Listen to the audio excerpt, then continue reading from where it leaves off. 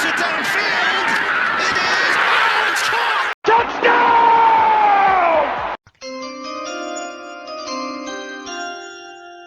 Consultato General Manager is a YouTube channel. ConsultatoGM.com is the website. You know it because you want it. We back, man. We talking about the rookie quarterbacks. We broke them down a little bit last week after preseason week 1. Preseason week 2 is in the books. We saw some more tape, on these 5 guys. As of right now, we know Trevor Lawrence is starting week 1 of the regular season. Expect Zach Wilson to also start week 1. Waiting on the Trey Lance news with Jimmy Garoppolo battle. Mac Jones with Cam Newton, and I still don't know what they're doing in Chicago, man. I want to see Justin Fields with the ones. Still haven't really gotten that. So let's start with Mac Jones, New England Patriots. What do you guys see, man, out there? It was status quo, bro. It was him dropping back. It was him getting the ball out on time. When they did a couple plays of play action, or he was able to have time to get the ball down the field. He got it down the field. One was dropped. I think that receiver got hurt, when he dropped Nikhil, that was Nikhil. It was just more of the same, man. New England's going to do what they do when them running the football, and he looked like he belonged. It was, and that's what I essentially expect to see from Mac Jones, just because of how New England runs their offense, man. I don't know what it is, bro. I guess it's nostalgia to a certain degree. It's kind of nostalgic watching him play quarterback. You know what I mean? With the more kind of traditional drop back type of, not to say that there aren't plenty of guys doing that, but it's a very different game than when we grew up, right? So obviously there's a lot more spread principles, there's a lot more shotgun. The movement, the actual movement in the pocket from these quarterbacks is different. They don't seem quite as adept at sliding, climbing, shuffling, quick release, a little shoulder fake here. Just a little nuances that you see from some of the traditional drop back quarterbacks of yesteryear, and you see that in Mac Jones. And Heather, you mentioned it last week after the first week. I wasn't ready to go there, but after the first week, you were like, I don't know about Cam, man. I don't. Mac Jones looked good. There's aspects of his games, even with this, again, improved supporting cast, albeit not a stellar supporting cast as far as the receiving options. The offense looks different with Mac Jones at the helm. That isn't to say that Cam didn't look good the last time we saw him, but now he's out.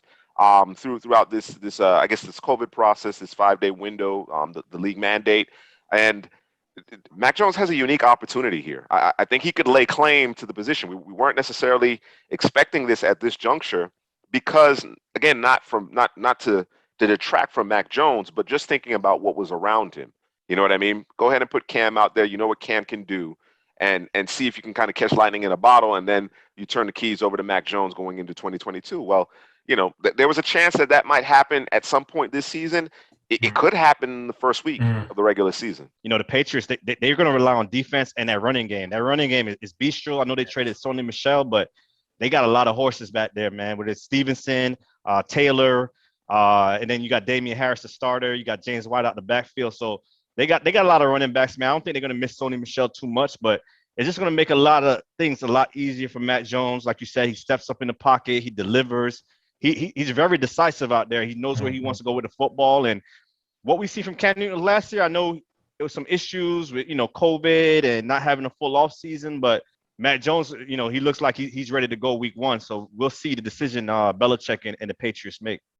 It's a lot of stuff that you don't necessarily see in the box score. You know what I mean? His eyes, you know what I mean? Because he's not moving and scrambling to the point where he's creating passing windows. But like I said, it's the shoulder fakes, it's the head movement, it's his eyes.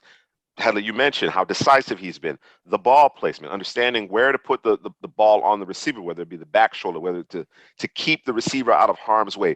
All those little things, and then when you juxtapose that against his accuracy, it's really kind of what we anticipated, right? Maybe not necessarily immediately, but we anticipated. The reason why Mac Jones flew up draft boards is because of the way he makes plays from the pocket, because he's a distributor, because he's a point guard effectively. I feel like Mac Jones is, a normal breakfast, some oatmeal, some eggs, a little bit of salt. And Cam Newton is like a bowl of Fruit Loops, bro. You know what I'm saying? You can already taste it before it hits your mouth because it's gonna be sweet, it's gonna be good. And my thought process is between the two, it's like do you prefer that traditional guy who's gonna get the ball out on time, put the ball where it needs to be, or do you like that flash in the pan, and can do some incredible things, get your team out of bad plays with his athletic ability? So it's kind of like, I don't know, Yeah, I Problem and agree. a half.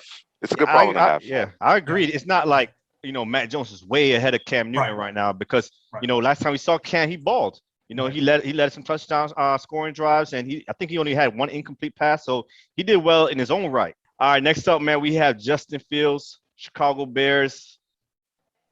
Nagy, like I don't get it. Like I want to see Justin Fields with the ones. He's still saying that Andy Dalton is the starting quarterback, and Justin Fields will probably come in sometime in the season, but he's riding with Andy, man. And we've seen Andy in Cincinnati. We've seen Andy in Dallas. We've seen him so far in this preseason. He didn't really look too good. And his Nagy's play calling, man, it's like, I gave him a little kudos last week of how he did Justin Fields, but it's like, I don't know, man. I don't know. I'm at a loss for words for Nagy right now, man. And his play calling is not getting guys open or whatever the case is. And you might need some athleticism back there, and you might need Justin Fields' legs because Andy Dalton, I don't think he's going to get it done for the Chicago Bears this year. Yeah, I was watching, Justin Fields and some of the plays he was making. It wasn't even, again, it was as he was doing last week. It was just pretty much the same as that. And my thought process, I was thinking, how would Andy Dalton get out of this play? What would happen on this play if this was Andy Dalton? And that's kind of where I sit within. It's like, if you're Matt Nagy, you gotta, are you not evaluating you're not evaluating Andy Dalton if you were calling those same plays for Justin Fields, what would have happened here? And there would have been a lot of sacks, probably some fumbles. It wouldn't have looked pretty. And I just, with the offensive line that they got, right, I don't know that you can throw Andy Dalton out there. I don't. And he's making backup quarterback money, so it's not like you have to force him out there because of the money he's making. It's like, I mean, Justin Fields is the get out of jail free card, isn't it? It's the, like, you know what I'm saying? Why would you? Let me ask a question. Was Nagy there with Andy Reid and Patrick Mahomes their first year when Mahomes sat the bench and Alex Smith started? Maybe. I think so. Yeah, we got fact check that because maybe that's the model, the blueprints there, and maybe he wants to follow that blueprint. He was because John Fox. It was John Fox.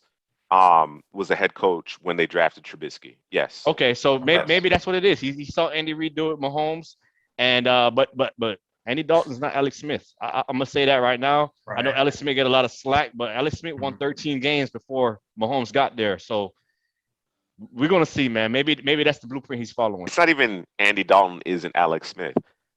Matt Nagy's not Andy Reid. That's really what it comes down to, and of course I think it's a blending of Nagy and Bill Lazor trying to kind of correct some things and add some things to that cocktail there on offense in Chicago, but it just doesn't look good. I want to see Justin Fields with the ones. I want to see him with Mooney. I want to see him with Allen Robinson. I want to see him with Cole Kmet and Jimmy Graham. That will be the litmus test for me. What we've seen from Justin Fields thus far is a lot of good, a lot of off script, a lot of good coming off of play action. There was one play in particular where he got ear hold, whether it was on Justin Fields to make that read, slide the protection, or the offensive line, the center making that deal. They faced that same five down rush once again, and they got it corrected the second time. So obviously he's tough. He learns. He has all the physical tools. We talked about his poise. We gave him glowing praise last week about his poise. So he's not the typical rookie. He isn't the typical rookie in terms of, deer in the headlights. The argument that I'm hearing a lot about is the fact that, well, this Bears offensive line isn't very good. And that's the truth. To this juncture, the Bears offensive line hasn't necessarily had time to gel. There's been a lot of moving parts. And there's a question about the talent along the offensive line. So we sit Justin Fields to protect him. To me, a lot of these young quarterbacks, they need reps. You're not in a position to be able to just sit Justin Fields. You understand what I'm saying? And Justin Fields makes that offense better because of what he can do in terms of extending plays. Andy Dalton cannot. He does not have those tools. He might have a little bit more experience, but you don't necessarily see, this uber cerebral quarterback when you're watching Andy Dalton play anyway. You understand what I'm saying? So then when you take the step back, a couple steps back in terms of the physical aspect of it, let Justin Fields take his lumps. Let him. I don't think you're going to ruin Justin Fields. I think he's a special young man, especially if you don't, linger with the nag. In fact, I'm watching this Bills Bears game, and I got the feeling that the next head coach of the Chicago Bears might be Brian Dable. You saw what he did with Trubisky? I like that. Saw what he did with Trubisky? Yeah. You understand what I'm saying? I think that might actually be your next head coach in Chicago. I agree with you, Headley. Like whether it's Nagy, whether it's Laser, calling the plays, running Nagy's offense, whatever the case may be, offensively, outside of them moving the pocket a little bit off of play action, I didn't see great route combinations. I didn't see anything where you're making it easy on the backups. And how can you truly get a litmus test of whether Justin Fields, your first round pick, is ready to go without playing with the ones? Let me ask, when you say to protect Justin Fields, you mean from the offensive line and the pressure? Yes. Okay, so I'm going to be honest. I thought the same thing, right? But then I thought, what's going to happen to Andy Dalton? Well, I mean, he's going to get sawed in half. That's what's going to happen. He's going to get sawed in half. But I guess they're saying better him than Justin Fields. Again, to me, it's a question about your job security. If you're good beyond 2021, then I guess you can get away with that. You can wait until this offensive line starts to show that they're more competent but that's not going to change the play calling, the quality of the play calling. You understand what I'm saying? And certainly it's very difficult, although I think Justin Fields has outplayed Andy Dalton across these couple of preseason games. Imagine how much better if he has his starting cast around him. Yeah. You know what I mean? A little different. I'm telling you. And here's another point that we haven't necessarily talked about because obviously we're focusing on the quarterbacks. The Chicago Bears defense does not look quite the same. Nope. I know they don't have all their players, but there's something about this defense that isn't necessarily as tenacious, as stingy as they've been in the past. So you got to score points. 17-game regular season, you got to score points. I don't think they're coming from an Andy Dalton-led offense. All right, man. Let's get to the next quarterback. We got Trey Lance, San Francisco 49ers. And we talked about, Justin Fields is a must start. We're thinking about Mac Jones starting over Cam Newton. I think this scenario for the 49ers is the best scenario where you could probably sit Trey Lance for a couple weeks. Mm-hmm. You could probably start Jimmy Garoppolo. Jimmy Garoppolo, he got to a Super Bowl before, right? So, he can run that offense. He gets the ball out of his hands quickly. And Trey Lance needs a little more time. He has wow. You see a lot of wow things from Trey Lance, the arm strength. And he was a lot more decisive in this game than the last game. But you could protect him and let him learn some more. He didn't start much in his collegiate career, so he could ride the bench for a little bit, and you could run out there with Jimmy Garoppolo. Yeah, with the defense that they have, as long as they stay healthy, the weapons they have on offense, they don't need to press or push. Just watching him, again, I'm probably going to say this for everybody. It was just more of the same. But the one thing I did notice was he got a little Brett Favre in him. Man, I need you to save your receiver's fingers. I need you to back off with the fastball. I need you to chill. Yeah, I saw that. Everything don't got to be at 95 miles an hour. Obviously he'll learn that, through throwing the ball too hard and breaking fingers or passes getting picked. That'll come. Hopefully it comes in practice, not in the game. But yeah, I'm gonna agree with you. I think this is one of those you can just sit him and just let him.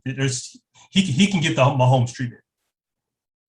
Yeah, I agree with that. I think this is the organization that is uniquely situated in order to be able to allow him to get some more seasoning. And by that I mean watch a little bit, because again, there's no debate about who has the superior physical tools. There's no question about that. You can see the ball. Again, we talked about it last week.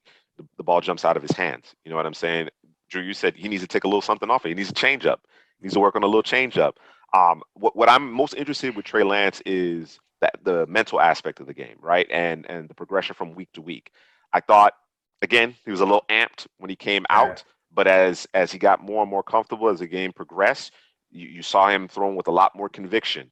The plays that he made in the red zone, the throws that he made in the red zone, much better than the week before. You know what I mean? So I'm tempted. I am tempted. You don't have to do it. Yeah. You don't have to do it, but he needs reps. But he needs reps. He's the one who needs reps. You know what I'm saying? More than listen, he's just not ready to play, and we don't want to put him out there, sacrificial lamb type of situation. To me, he needs to play in order to get better. But at the end of the day, I'm going to defer. Obviously, I think we'd all agree, defer to Kyle Shanahan in terms of how he's going to handle this quarterback situation. He's had success with a litany of quarterbacks. So ultimately, whatever Kyle Shanahan ultimately decides, I think is probably the best bet. But just on the outside looking in, again, seeing how he's progressing as he gets more snaps, it almost seems as if it would behoove him to play sooner rather than later to get that experience, especially with a quality supporting cast around him. The other thing about that is that Indy catch a football. Yeah, This team, Debo, they could have caught it. It was hot, like Drew said, and it was a little inaccurate. It's a little high, but Sanu dropped one, Debo dropped one. I think one led to an interception. So he's putting it on them, but they got to come down with those catches. He's pulling the trigger. Like I said, throwing the ball with conviction. There isn't a bunch of double clutching and uncertainty. It's not always the right decision. It may not always be perfectly accurate, but he's throwing with a certain level of confidence that when he lets it rip, there's no question about it. You know what I mean? Again, and I'm going to talk about this a little bit because we're gonna get to Zach Wilson here shortly. Field vision. Field vision is something associated with quarterbacks that I am now, over the last few years, have put more emphasis on. I think his field vision is what needs some time to develop. I think that, and that some of that comes from just innate ability, innate vision, and then also film study. So there's that kind of catch-22. He could probably benefit from watching from the sidelines. He could also benefit from getting live snaps. Yeah, I like the Cam Newton, Matt Jones competition. I don't think it's that far. I think Garoppolo's might be leading right now, but if Trey Lance come out this last preseason game and he lights it up, I wouldn't be surprised. Shanahan start him week 1. But so I don't see it. I don't see it. Nah, I don't see it because this is a team. This isn't like when you think about the Bears where it's like, could they make the playoffs? Yeah, they can make the playoffs. Are they going to make a run? Probably not. O-line's not right. What's happening with the offense. With the 49ers, though, they kind of they loaded and ready to go. You know what I mean? So I don't know that you want to take a chance by throwing Lance in there. Meanwhile, Garoppolo, knows the offense, been there, done that. So I know it's tempting, but I think you gotta go Garoppolo. Yeah, you gotta go. I'm not mad at that. I would agree with you wholeheartedly a week ago, but like I said, it almost seems as if Lance needs more live rounds. Now, do you want that to come in the form of regular season games? Probably not. But to speed up his development, I think he might need to play. That isn't to say that he can't develop just fine. You know what I mean? Again, watching from the sideline because they have the incumbent Garoppolo. The other aspect of Trey Lance that we haven't seen very much of, and I think that this is the part that kind of unlocks this offense, is what he does with his legs. Yeah. He has been focusing on being a passer first, which is ultimately what you want. But when you get into those really competitive situations and start letting some of your natural ability take over, there's another aspect of the game that we haven't really seen in these first 2 weeks. And that juxtaposed against his arm talent could be the determining factor. Again, like you said, Helly, if he just blows it out of the water in this final week of preseason. Yeah, that's a great point you made because you really haven't seen his leg. But if you watch the college tape, man, you see a lot of Josh Allen in him, Cam Newton in him. He's just bigger than guys, and he runs strong. So that with his arm talent, we could see him starting sooner rather than later. I ain't mad at Jimmy, man. Jimmy been there, he got it done. I'm not mad at it either. You have the luxury. You have that luxury in San Francisco. The mental aspect of the game is ultimately where it's at. Jimmy Garoppolo obviously is further along from that perspective than Trey Lance. And that may be what ultimately Kyle Shanahan prioritizes here, right? But the development, the step he took from 1 week to the next is really encouraging and begs the question going into the regular season. Definitely. All right, next up is CPGM, Drew's guy, Zach Wilson. Let him know, Drew. QB1. You wanted to put him QB1. You kind of got scared a little bit. I did. But he looks like QB1 right now. Yep. Man, bro, it was kind of flawless, man. Because last week we was like, I want to see more reps. We saw more reps. I want to see more pressure. We saw some pressure in his face, and how he navigated that pocket, it just looks really smooth, man. It just looks like he's under control, and his idol is Aaron Rodgers, and he got a lot of Aaron Rodgers in him, man. He's not Aaron Rodgers quite yet, but just the like the bottom half, man. I think he's the best quarterback in his class from the waist down, man. It's just all the movements is nice, and he gets rid of the football. Like you said, you got that vision. Man, I could go on, man. That game was pretty good for Zach Wilson preseason week 2. Drew, before you wax poetic, you think Zach Wilson has better footwork than Mac Jones? I was just thinking about them two together. It's close. It is close. I'll give the nod to Mac Jones too. Yeah, I'll give because he has to. Yeah. That's what I was thinking. Yeah, because he has to. Wilson can get away with not necessarily having the best mechanics, but he does look smooth without question. Plus, he has a stronger arm, so he knows that. So absolutely. Yeah. You said flawless. I'm gonna say damn near perfect, bro. I mean, there was nothing really that I had an issue with. I think he threw one pass. It was like a play action rolling out, little waggle. Didn't get it out there, and I'm not sure if he just threw it into the ground, seeing what the receiver to get killed. He was just out there dealing, throw a little athleticism in there, get him to move around in the pocket. I mean, it's the Jets, bro. I'm telling you, that Carl Lawson loss though, man. I think that hurts. That's big right there. If I'm them, I don't know. I don't know if I'm them. Do you make a run? Do you go and make a trade with somebody? Like, are you feeling that confident about your team? I don't think not yet. I heard it was some talks that they might, but it's like I don't think you're like a player away from the playoffs. I still think there's gonna be some growing pains, and I got to win in like 6-7 games this year. 6-7, bro. Yeah, wow. That's an improvement though. No, that's from last year. Were you thinking playoffs? Yeah, I'm thinking playoffs, bro. I think they make a run, bro. I think because of the unique nature of how the league has changed, obviously with one fewer preseason game, that means cuts have to be made sooner. We saw a trade today with Sony Michel, the Patriots and the Rams. I think we'll see more trades. I think we'll see more trades as teams try to get their rosters in place, right? So, and I think that's where these joint practices come into play a lot as well. You allow your scouts to do some NFL scouting as well. So they certainly are in the market, and I think they'll be able to find a player or two to help mitigate the loss of Carl Lawson. But as far as Zach Wilson's concerned, I have to echo you guys' sentiments. It looked incredible, and I thought it was initially. I thought it was more of the week before, right, where it was this great play calling, not really pressured. You know what I'm saying? There wasn't really any adversity or anything like that. But then when I rewatched it, did maneuver in the pocket and deal with some bodies around him a little bit more. Obviously, the one throw where he found Corey Davis down the field, that was probably the highlight that just really kind of showcased the arm talent and what he's capable of doing. It's the command of the offense for me. It really is the fact that yes, the play calling has been great. That Jets starting offensive line has been terrific. They've been phenomenal. They have kept him clean, absolutely clean. But it's what he does in terms of understanding where to go with the football.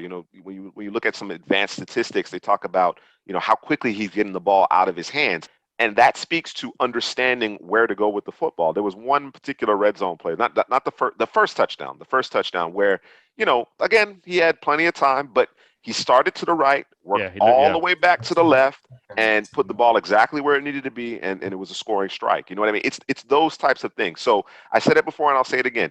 If Zach Wilson is clean, he's going to pick you apart. All right, man. Let's get to the last quarterback on the list, Trevor Lawrence, the number 1 pick, the Jacksonville Jaguars. And, last week I kind of knocked them a little bit about, not stepping up, not extending plays. And he did some of that this week. Even Urban Meyer kind of moved the pocket a little bit more this week. He extended some plays. I seen him step up one time and hit Marvin Jones, I believe. So he looks a little better, but I still think he's going to get killed this year, man. That offensive line is bad, and he likes to sit right there in the pocket like a statue. So, if he needs to extend plays, he needs to use his legs a lot more than he did in Clemson, because that offensive line, I don't think they're going to hold up this season. Yeah, watching that, I think they had two starters out on the offensive line, if I'm not mistaken. At least two. It probably wouldn't have been as bad as it was, but I also thinking about who he was playing in the Saints, the way they play. It probably just wasn't just in general, I don't think it was a good matchup for the Jaguars just overall. But Urban? Yeah. Spit it out. Bro, I don't know, bro. And then now they lost ETN. Yeah. To me, I think they're gonna have to do a little bit of what the Titans do. In my opinion, I don't know if that's how it's gonna have to happen, but it's gonna have to be a lot of just running the football, getting the ball out quick, and taking your shots when you can. To keep it simple. Because again, not sure about how the offensive line is gonna react. And there was, I think he did better this week, but I still think there was a lot of thinking from Trevor Lawrence in terms of processing, seeing what was there. Some of that was, I think, the receivers just weren't open because they're playing the matchups that just they don't match up well with the Saints. But some of that is just missing some reads. So this is gonna be a long process. That's all I'm gonna say. I actually was encouraged by what I saw Yeah. from Trevor Lawrence, despite all of the shortcomings in terms of the offensive line, in terms of the coaching. I mean, that's really what it comes down to. Urban Meyer doesn't seem to really know how he wants to go about playing the game from an offensive side, offensive point. I'm not really thrilled with Darrell Bevell. I don't think we've ever been thrilled with Darrell Bevell, but they're trying to kind of mesh Urban Meyer's system along with more of a prototypical system, but then again, it's Bevell who has some struggles as a play caller as it is. So it's not good. It's really not good. When you talk about supporting cast, you set aside the perimeter weapon, set that aside. But when you talk about the interior of it, the offensive line, and then a offense that doesn't really have an identity, they're not sure what they wanted to be. Carlos Hyde getting a lot of run. This is prior to the ETN injury. It just doesn't make a whole lot of sense. But speaking about Trevor Lawrence in particular, Heather, you alluded to the fact that, or you mentioned the fact that he climbed the pocket. I like the movement. You can see it. You can see the talent. You can see his ability to throw the football. Again, not unlike Trey Lance, it's about the mental aspect of the game. And you know what I mean? And the whole notion of competing with Gardner Minshew, that in of itself was silly. Ridiculous. That in of itself was silly. So Trevor Lawrence has to overcome quite a bit. And that generally comes with being the first overall pick. You know what I mean? But again, from a perspective of just his play, just his individual play, I was certainly encouraged. I certainly saw a substantial improvement from week 1 to week 2. Yeah. I'm gonna say this real quick. I know we're running out of time, but just when you look at these 5 teams, the one thing that I came away with is protect the quarterback. Like it's night and day when you can protect them. You can truly evaluate them. And coaching matters too. Yeah, and coaching matters. And those are the 2 things that we always talk about. Offensive line is the most important position group, and coaching matters. That's Couch Potato General Manager, the YouTube channel. Please like, subscribe, leave a comment, man. Let's talk a little football, man. It's back. We're here, man. 2 weeks away. Let us know what you think about these quarterbacks. Mac Jones, Trevor Lawrence, Trey Lance, Justin Fields, and Zach Wilson, CPGM, Drew's guy, the #1 quarterback in the class, future MVP, future Hall of Fame. There you go. That's it. There you go, man. There you go. Knock it off.